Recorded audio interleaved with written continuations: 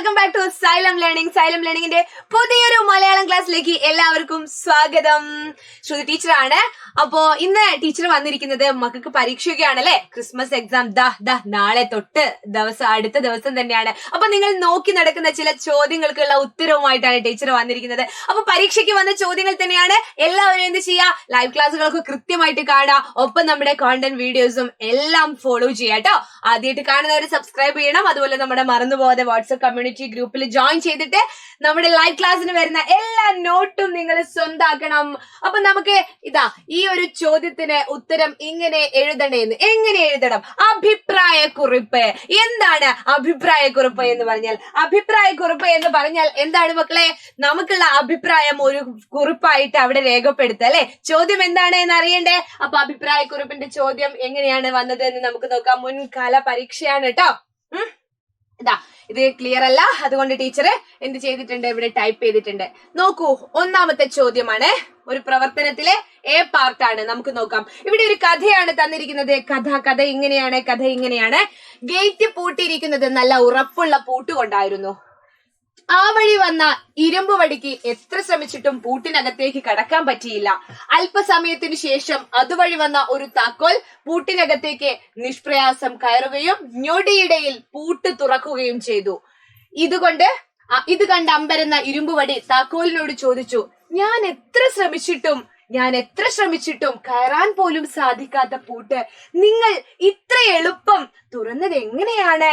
എനിക്ക് പൂട്ടിന്റെ ഹൃദയത്തിലേക്കുള്ള വഴി അറിയാമായിരുന്നു, താക്കോൽ പറഞ്ഞു. അല്ലെ, ഇതാണ് ചോദ്യം. എന്താണ് ചോദ്യം? ഒരു കഥയാണ് ഇവിടെ തന്നിരിക്കുന്നത്. ഗേറ്റ് പൂട്ടിയിരിക്കുന്നത് ഒരു നല്ല ഉറപ്പുള്ള പൂട്ടുകൊണ്ടായിരുന്നു. ആ വഴി വന്ന ഒരു ഇരുമ്പ് വടിക്ക് എത്ര അടിച്ചിട്ടും എന്ത് ചെയ്യാൻ പറ്റിയില്ല, പൂട്ടിനകത്തേക്ക് കയറാൻ പറ്റിയില്ല അല്ലെ. അല്പസമയത്തിന് ശേഷം ഒരു താക്കോല് വന്നപ്പോ എന്താണ്, ഞൊടിയിടയില് നിഷ്പ്രയാസം കയറി അല്ലെ.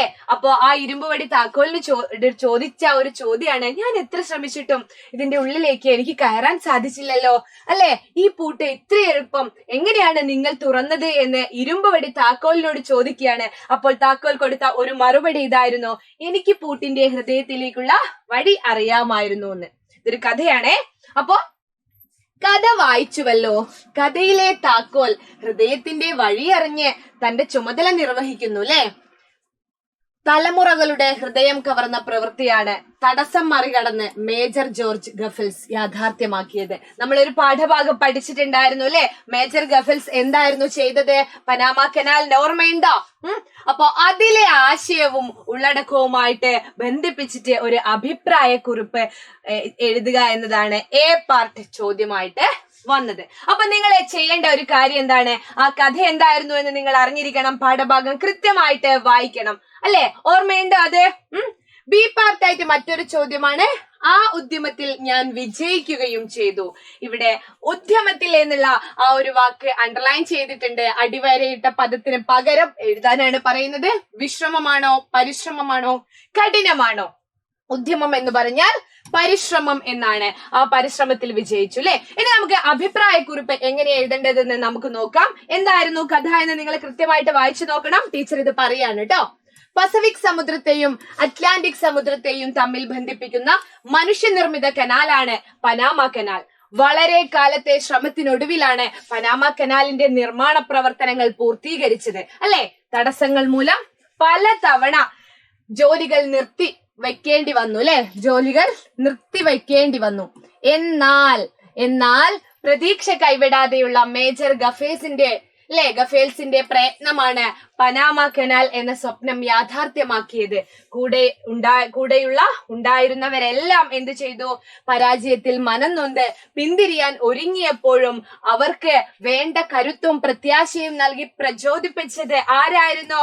മേജർ ഗഫൽസ് ആണ്.